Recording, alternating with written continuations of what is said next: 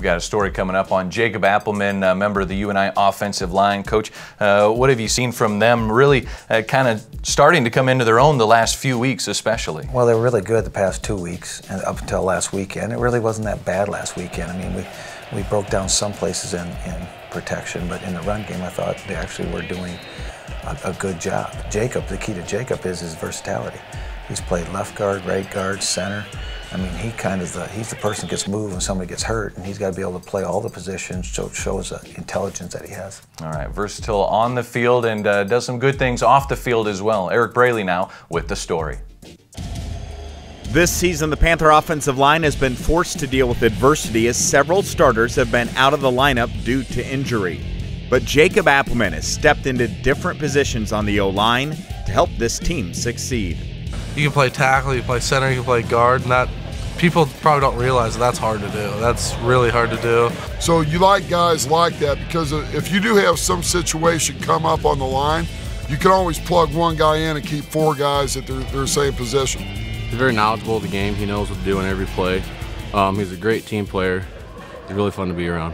Last year, Jacob led his teammates in a community project as the football program raised money and built a playground at Highland Park in Waterloo. So the whole team got involved and it was an amazing process. I mean, they set aside 8 hours for the build and it took us like 3.5 hours to actually build it. Like, we just went in there and we got it done. Jacob and his teammates raised $5,000 in donations and provided $10,000 of in-kind labor to make this playground a reality.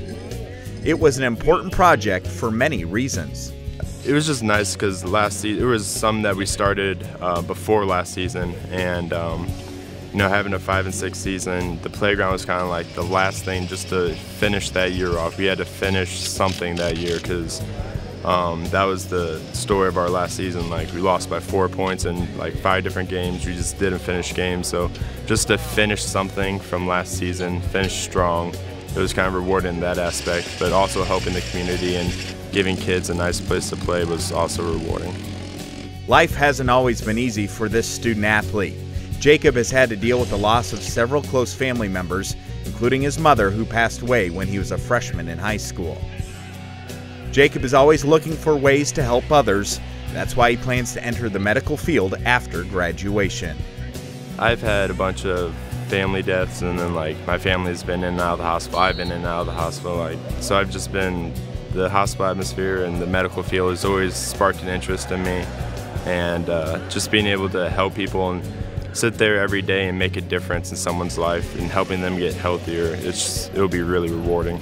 I mean, there's no greater reward than that. Jacob and the Panthers are home this Saturday for a 1 p.m. game against South Dakota, another top 10 opponent. When we come back, we preview the matchup with Coach Farley and look at the youngest team in Coach Warren's tenure as basketball season starts Sunday with exhibition games for both the men and women.